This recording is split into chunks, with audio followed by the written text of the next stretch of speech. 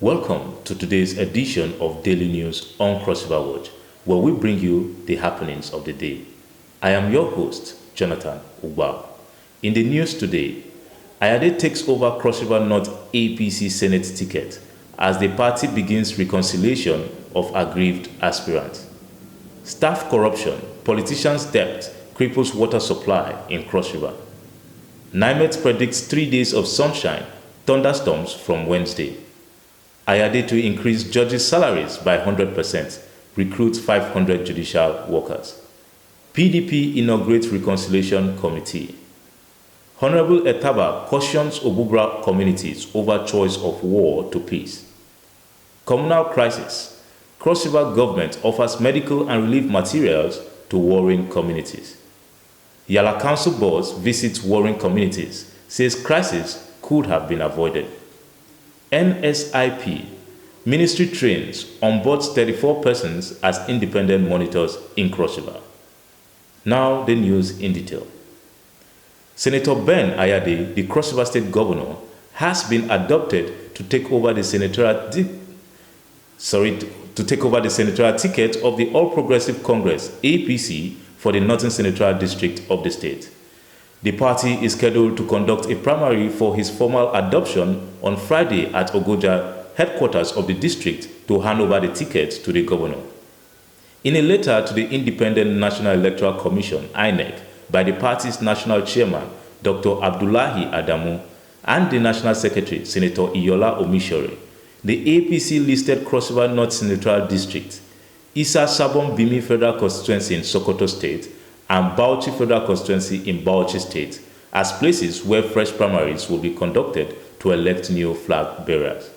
Relatively, the Cross River State chapter of the APC has begun the reconciliation of aggrieved aspirants. To water supply, a debt of 1.2 billion naira owed by consumers has crippled the Cross River State Water Board Limited. The managing director of the state-owned company, Mr. Victor Epo, disclosed this in an interview with newsmen in Calabar, where he accused staff of running down the company and called for privatization to help clear the debt.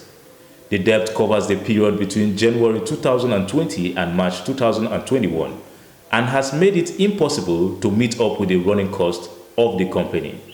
He revealed further that prominent citizens of the state, particularly politicians, make up the majority of those indebted to the company.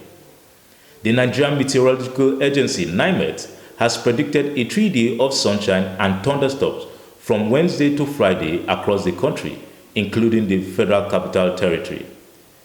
It predicts that there will be a cloudy atmosphere anticipated over the inland and coastal cities of the south, with prospect of rains over Cross River State in the morning hours. According to NIMET, gutters and waterways should be clear of debris and obstacles to ensure the free flow of water to reduce incidences of erosion and overflow of water beyond its normal limit. There will be more news after this break.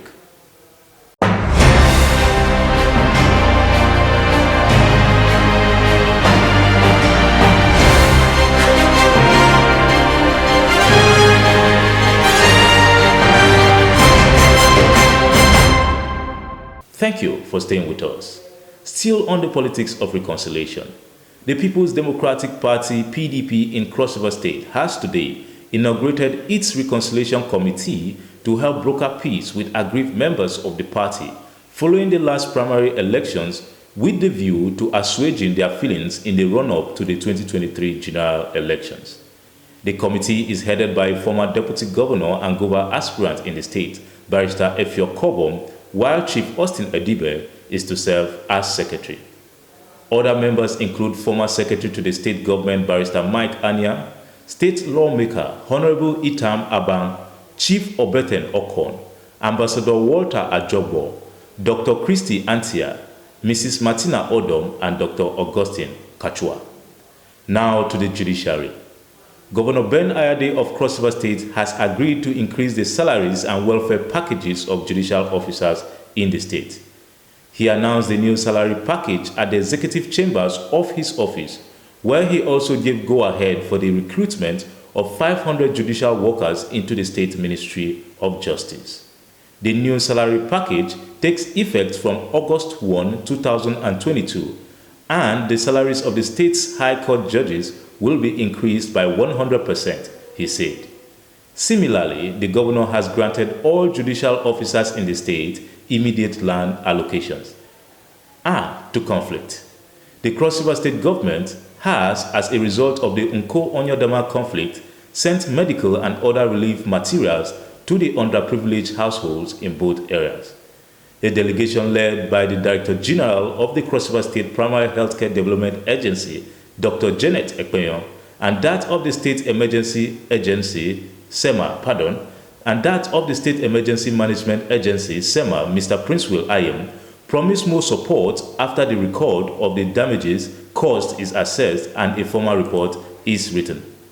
Still on conflict, the member representing the Obubra Etong Federal Constituency in the House of Representatives, Honorable Mike Etaba, has called on the people of Onyodama and Ofubonga, both in Obubra local government area, to always pursue peace as an option instead of going to war. While Onyodama was recently at war with the Nko people of Yakol local government area, both in Central Cross River, the Ofubonga community has been at war with itself. And the lawmaker who visited in the company of the local government chairman decried the loss of lives and properties that usually follows the crisis, even as he hoped for a sustainable solution to the issues that often degenerate into war. Meanwhile, in Northern Cross River, more politicians are suing for peace between the Ijegu and Yabu communities in Yala local government area, who recently renewed hostilities between them over boundary issues. The chairman of the council, Fabian Ogweche, while on a spot visit to both communities, said the loss of lives and properties was totally avoidable. A detachment of police officers has been drafted to the parcel of land under contention while peace talk progress. Moving to empowerment. 34 persons have been trained and onboarded as independent monitors to ensure effective delivery and implementation of the federal government's social investment program in Cross River State. The Minister of Humanitarian Affairs, Disaster Management and Social Development, Dr. Sadia Umar Farouk, during the training and onboarding exercise, said the National Social Investment Program, NSIP, was created by President Muhammadu Buhari in 2016 with the mandate of lifting citizens out of poverty through a number of social interventions programs. The programs include the Job Creation Program, Empower, National Homegrown School Feeding Program, Conditional Cash Transfer Program, and the Government Enterprise and Empowerment Program. That is it for today's edition of Daily News on Cross River Watch.